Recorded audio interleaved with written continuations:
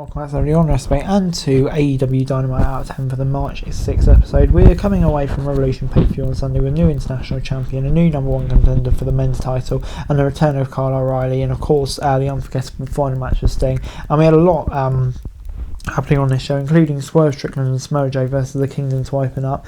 And Schiavone interviewed Swerve before the match about coming up short. He said that the night was different, like people truly wanted to win for the first time. He vowed to keep pursuing Joe. Joe came to the ring and talked some trash before Swerve challenged him to put his title on the line. It almost looked like Joe would do it before the undefeated Kingdom came out, and Adam Cole touted the group's accomplishments and said that Joe is only there because they allowed it to happen. This ended up to leading to Swerve and Joe taking on Bennett and Taven in a match. The match had the obvious old couple dynamic, so it was obviously a bit clumpy at times. The match was a little more than 5 minutes and ended with Strickland pinning Taven. The action we got was good, but it wasn't much. Joe choked at Swerve as Wardlow looked on from the ramp just to prove a point. I think that's kind of predictable, but an intriguing angle to lead into the next feud, and I definitely think we're going in the right direction, so I'll give it a 7 out of 10. Before it's time for Hook versus Brian Cage, former Team Taz teammates met in a singles match for the FTW title when Hook defended a bout against Cage. The match, Hook has the more he sells for his opponents. He's gone from squashing everyone to being able to have good competitive performances. Cage was grateful because he makes everyone look like an underdog due to his physique.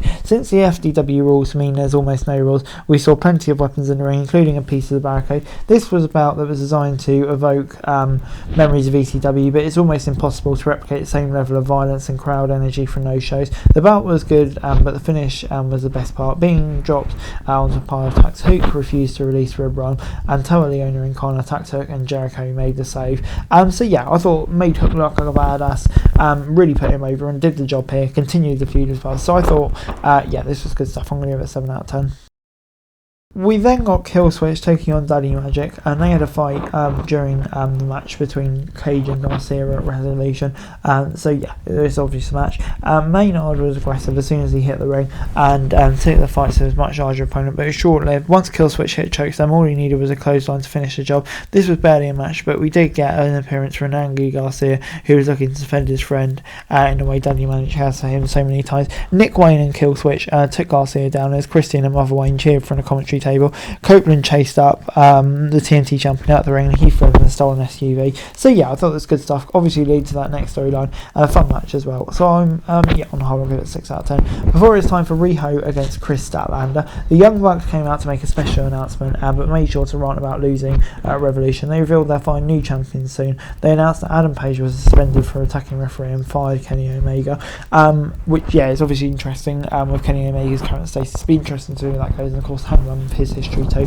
Eddie Kingston came out and ended up in a fight with them as they got the upper hand. Okada came out. It looked like he was going to help the Mad King before hitting a Rainmaker clothesline, officially joining the Elite and establishing himself as a heel, which is definitely a really intriguing move. Okada as a heel feuding with Eddie Kingston, yes please, that's going to be epic, and what a way to introduce him in AEW. But after a break, Rio and Stat made their way out for a match. Stokely was at ringside but not on commentary, so he was going to get up to no good. This battle has a good amount of time and kept picking up the momentum after a slay swap. They got some this is awesome chance. They worked towards the finish. Riho was able to steal the win with a combination reversal, and Stoke tried to give Stat a piece of chain. This worked really nicely. Gets a 6 out of 10 from me. I thought a fun match between two established stars in the women's division, definitely jockeying for momentum. I can see them, one of them challenging Timeless Tony Storm 2 in the near future. So for me this worked quite nicely, and it gets a 6 out of 10 from me. We then got Will Ospreay taking on Carl Fletcher.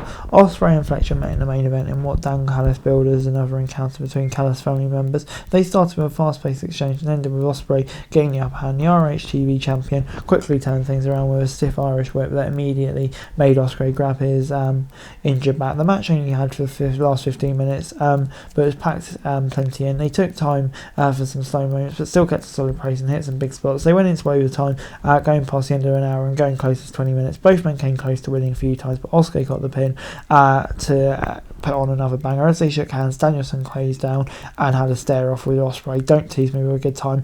Brilliant match and brilliant tease to the ending. Ospreay getting the win, really separated himself from the Callis family, worked well, and overall Dynamite gets a 7 out of 10 from me. I thought a really good episode of Dynamite this week, I have to say. Lots going on, that's for sure. Lots to keep us intrigued with. Very much looking forward to an Ospreay Danielson match. Okada Kingston, lots of teasers, which is what you want coming out of a pay-per-view. And I think AEW definitely did that nicely on this show. So yeah, good stuff. That's it for this video. Thanks very much for watching. Remember to like, share, subscribe. Follow us on our socials. Link in the description below for daily wrestling news, meme and content. Subscribe to our other channels on screen right now. That'd be greatly appreciated. Thanks very much for watching. Peace out.